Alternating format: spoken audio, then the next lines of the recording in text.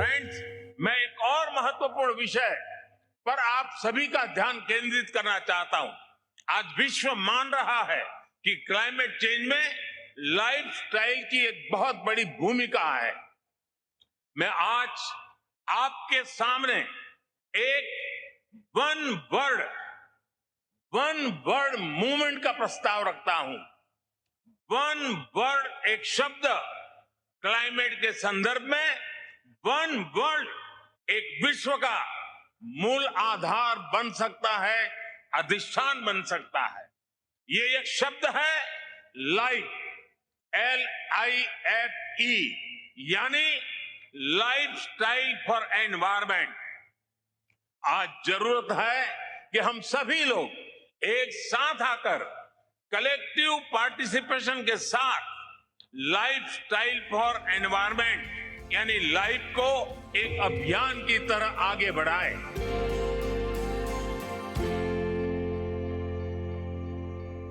भारत उन देशों में से है जिससे क्लाइमेट चेंज इम्पैक्ट का असर काफ़ी पड़ रहा है। अगर वार्मिंग क्लाइमेट की बात करें या इरेटिक रेनफॉल्स की, floods, droughts, rising sea levels और मेल्टिंग ग्लेशियर्स, हम इस सब को विटनेस कर रहे हैं और बच्चों पर इसका असर ज़्यादा पड़ता है। लेकिन आज हम उत्तरकाशी में हैं जहाँ पे डिटॉल बनेगा स्वस्थ इंडिया भारत का पहला क्लाइमेट रेजिलियंस स्कूल लॉन्च कर रहा है। आइए हम समझें कि एजुकेशन यानी कि शिक्षा का क्या रोल है ताकि हम बच्चों को फ्यूचर के लिए प्रिपेयर कर सकें।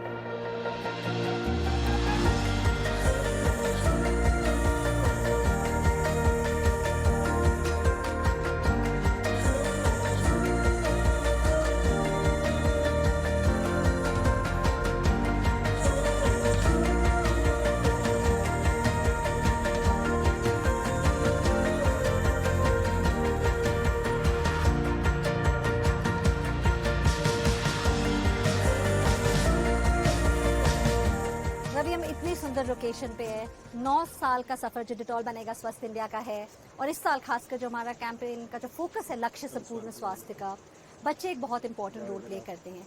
अगर मैं आपसे पूछूं जो हमारी सफर के बारे, इस पूरे जो 9 साल की जर्नी, अगर आप ब्रीफली हमारे दर्शकों को बता सकें। बहुत interestingly Ambika, thank you so much for NDTV for partnering with Dettol बनेगा स्वस्थ India. We started with the schools. सबसे पहले ईयर 1 के अंदर हम लोग 2500 स्कूल्स में गए थे अपनी स्वस्थ वैन लेके, और आज जो हम खड़े हैं 24 मिलियन स्कूल किड्स के साथ में, ऑलमोस्ट 8,40,000 स्कूल पूरे इंडिया में। ये बहुत बड़ा जर्नी है अपने आप में। हम पूरी जर्नी के अंदर एक बहुत इंपॉर्टेंट एक पायदान था जर्नी में, जिसमें हमने बात किया था मेरे 10 गज की, माई 10 यार्ड्स। सो उस कैंपेन को ही आगे बढ़ाते हुए और प्राइम मिनिस्टर ने जो पूरा जो प्रोग्राम लॉन्च किया है मिशन लाइफ का, उसको देखते हुए हमने जो है वो क्लाइमेट रेजिलिएंट स्कूल्स बनाने का एक पहल किया है जो कि 4 धाम में है, और हमें कोहर्ट बना रहे हैं जो कि स्कूल्स और जो बच्चे इस कोहर्ट में इन्वॉल्व हैं मिशन लाइफ के कोहर्ट में, तो ये बच्चों को फ्यूचर में हम तैयार करके फ्यूचर सिटीजन्स के जैसे हम इनको COP28 पे अपने साथ में लेके जाएंगे।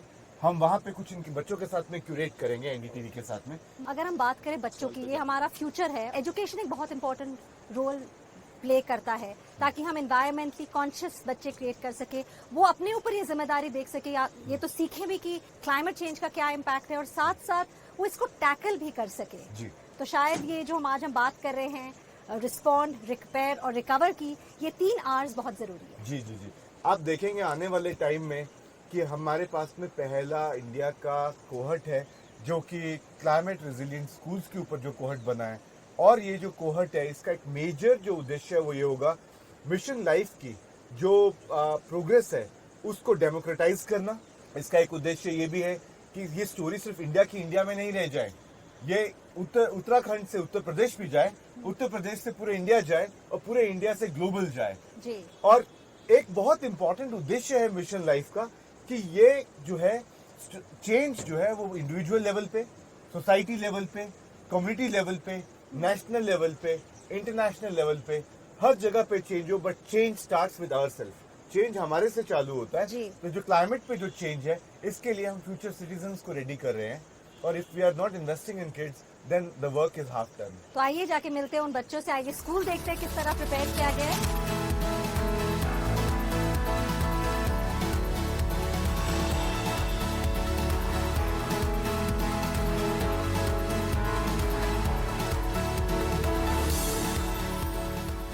रवि, जैसे हम देख रहे हैं, let's go see the school, लेकिन आपको क्या लगता है क्या रोल प्ले कर सकते हैं ऐसे क्लाइमेट रेजिलिएंट स्कूल, अभी ये पहला है, दूसरे 3 schools, in shaping a more sustainable future हमारे बच्चों के लिए, आगे वाले जनरेशंस के लिए, मोर रेजिलिएंट फ्यूचर? अंबिका, बहुत ही अच्छा आप मुझसे क्वेश्चन पूछ रही हैं जी। इसका आंसर यही है स्कूल की दीवार पे।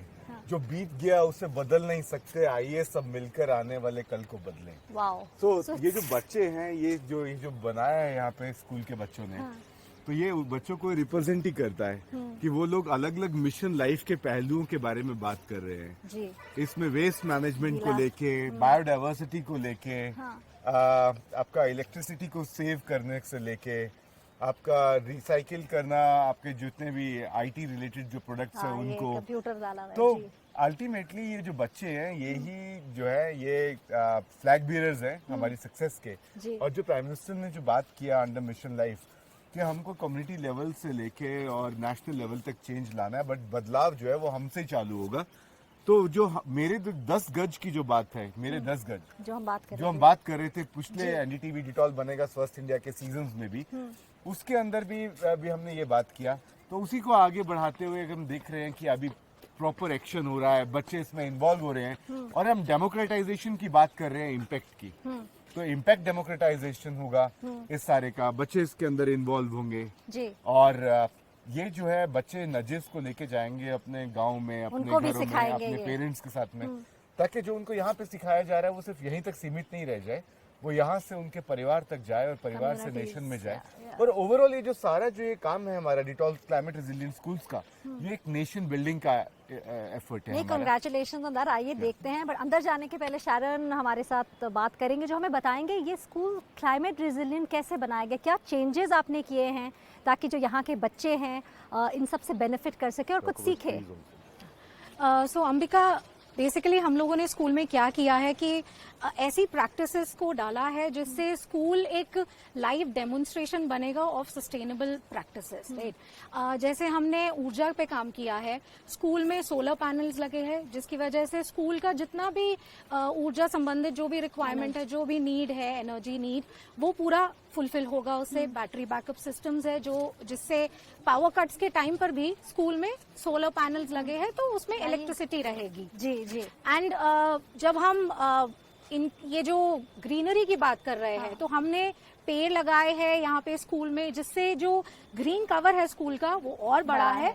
उसकी वजह से जो there will be an improvement, जो एयर क्वालिटी में बहुत अच्छा मतलब बढ़ोतरी होगी, अच्छा होगा। एंड वेस्ट, जो हमारे पहाड़ों में वेस्ट का इश्यू बहुत ज्यादा है, तो बच्चों ने क्या किया है, हमने ड्राई वेस्ट, जो सूखा कूड़ा, गीला कूड़ा, उसको अलग किया है। बच्चे खुद से कंपोस्ट पिट बनाएंगे, और जो अपने स्कूल के एरिया में जो पेड़ पौधे हैं उसको उस कंपोस्ट पिट को उनमें यूज करें, और ताकि we can create more conscious children. सही समय पे अगर हम कुछ भी शुरू करते हैं उसका इम्पैक्ट ज्यादा होता है, उन्हें भी वो सीखेंगे कि क्लाइमेट को चेंज को कैसे टैकल करें। आइए चल के स्कूल देखते हैं हम।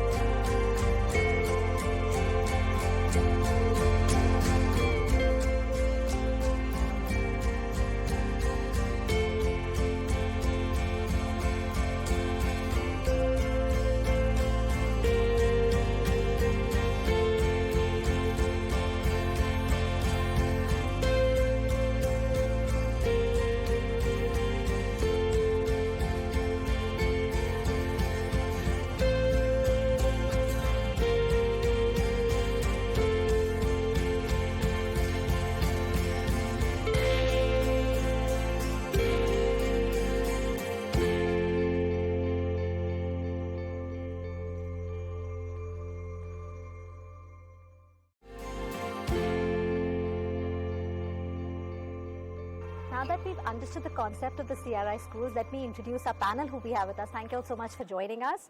We have with us Mr. Abhishek Ruhela, the District Magistrate Uttarkashi. We have Ravi Bhatnagar, Director External Affairs and Partnership South Asia Recade. We have Mr. Parmendra Saklani, District Education Officer, Uttarkashi, and we have Sudhir Kumar Unyal, Principal of the Government Higher Secondary School, Athali. आप सबका बहुत बहुत धन्यवाद join करने के लिए. Mr. Rehla, my first question to you, I think to start, when we're talking about World Environment Day, and we need for our children to know, Uttarakhand is specifically vulnerable to climate change, maybe because of its geographical location. Also, when we talk about earthquakes, it's in the more prone area. Why do you think it's important to talk about climate resilience specifically in Uttarakhand? As you have rightly said, Uttarakhand is a Himalayan state. Ji. It is ecologically a very sensitive state, and as far as we see the past events, we have seen some climate-related disasters and catastrophes wherein we have incurred significant losses also. And considering the fact that it is a water tower for the country, so whatever happens in Uttarakhand, it has impact on the other parts of our country also.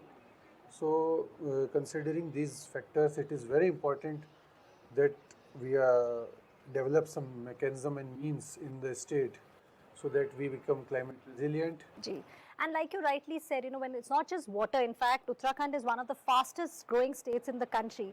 तो आप क्या suggest करते हैं कि how can we develop climate resilience and adaptation in the state? आपके क्या suggestions होंगे? Climate resilience की बात करें तो इसके कई factors हैं. जैसे हम बात करें energy efficiency. Ji. It's very important that we adopt some means where we require less energy, our carbon footprint is reduced, and similarly water management is also very critical to the state because there are a lot of villages in Uttarakhand which are slowly facing water crisis. And similarly solid waste management is one major sector which with the growing tourism is becoming really a major challenge for the state.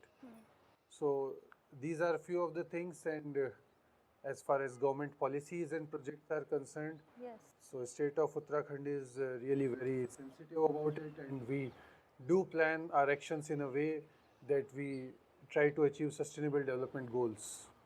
Ravi, like Mr. Rehla just said, how not only Uttarakhand, we see climate change is affecting human lives in every way, and specifically health. Can you elaborate how it's connected? Health and climate change, we know it's connected. We've seen that. हमने COVID के दौरान भी देखा है. Can you elaborate on that, please? Thank you, Ambika, for asking this question. Nowadays we talk about the concept of One Health, ji. where everything is interlinked to each other. It was COVID, it was SARS, it was MERS, it was Ebola, it was Nympha virus, and many other pandemics which have happened in the last 2 decades. We are seeing day by day, there are more intersections which are coming between the disease, the agents, the host, and the environment. So it's important, like our Honorable Prime Minister says, every 6th person in the world is an Indian. When Indians progress, world also progress. When the India reforms, world also reforms. I'm very sure the voice will go very loud and far by the help of NDTV. And, we will be having the climate champion kids, which will be coming from these Char Dhams. And I'm sure this year when the COP happens, Ji. we will be having the representation from India, from these 4 districts or from these 4 dhams. And, these are baby steps. They have to start. We're doing it as the first school here where we are sitting. So what a lovely day today, Ambika. And, the best part is we have the Gram Pradhan, we have the kids from the communities, we have the kids from the schools. And the whole overall ambience itself, it's all mesmerizing. Absolutely, a auspicious day for something so good to do, I think. Mr. Saklani, अगर आप हमें बता सकते हैं, education हमें पता है, जो शिक्षा है एक बहुत स्ट्रॉन्ग टूल है हर चीज़ में चेंज लाने का, और बच्चों को जितना जल्दी हम सिखाएं, आपके हिसाब से कितना ज़रूरी है हम बच्चों को सही समय पे सेंसिटाइज करें, उन्हें समझाएं, खासकर क्लाइमेट को लेके, हमारे इन्वायरमेंट को लेके? अभी जो हमारी नई शिक्षा नीति आई है, जी. NEP पे जलवायु परिवर्तन पे बहुत ज़्यादा फोकस किया गया है. सभी जानते हैं कि school is a mini society, इसके द्वारा जो हम बच्चों को जो हम जागरूक करेंगे तो निश्चित तौर से पूरा समाज जो है जागरूक होता है. मैं थैंक्स करूंगा, डिटोल बनेगा स्वस्थ इंडिया, और प्लान इंडिया का कि हमारा जो विद्यालय है पहला इसको वो किया गया है, अडॉप्ट किया गया है, जी और इससे पूरा एक मैसेज हम समाज में दे पाएंगे। नहीं बहुत अच्छा थॉट है। और मिस्टर उनियाल, अगर मैं आपसे ये सवाल पूछूं क्योंकि आपके बच्चे हैं यहाँ पे और 1st to 10th है और बहुत ही सुंदर लोकेशन, अगर हम देखें, अगर हम बात करें कि बहुत सेंसिटिव जोन है, जैसे कि मिस्टर रहेला ने भी कहा, आप किस तरह अपने स्कूल के बच्चों को सेंसिटाइज करते हैं? आप उन्हें किस तरह की सीख देते हैं कि वो क्लाइमेट और एनवायरनमेंट के साथ उनका लगाव रहे और उसे प्रिजर्व करें? ये हमारा जो विद्यालय है एक तो देवभूमि के और मेन उत्तरकाशी में है, तो हमारा एक जिम्मेदारी हो जाती है जी। हमारे प्राइम मिनिस्टर सर का वो है हमें कि सतत विकास होना चाहिए। ये नदी का क्षेत्र है हमारा और नदी के बिल्कुल लगा हमारा विद्यालय, तो हम वहाँ से सारे साथ मिलके उसकी सफाई करवाते हैं। तो इसमें हम जो है ये भटनागर जी का बड़ा वो देते हैं, ये प्लान इंटरनेशनल जो है जी, जो जी। हमारे विद्यालय को लिया। नहीं बहुत बढ़िया, हमारे कांग्रेचुलेशंस। डीएम सर भी बहुत वो करते हैं, सपोर्ट करते हैं। हाँ और इसी बेस पे यदि हमारा पहला विद्यालय चुना गया तो इसके लिए मैं बहुत बहुत धन्यवाद देता हूँ प्लान इंटरनेशनल को। और हम पूरे जद्दोजहद से इस पर्यावरण को बचाने के लिए पूरे तरीके से वो लगे हैं। Since we're talking about climate resilient schools, I think the designing aspect is very important. Let's go across to Mr. Piyush Verma, Associate Director, Environmental Design Solutions. Mr. Piyush, why don't you tell us the role environmental design solutions has played in building of these climate resilient schools? Environmental Design Solutions' role has been to shape long-term climate resilience strategies for these schools. We have looked at energy, water and waste as key aspects as first steps towards these climate resilient schools.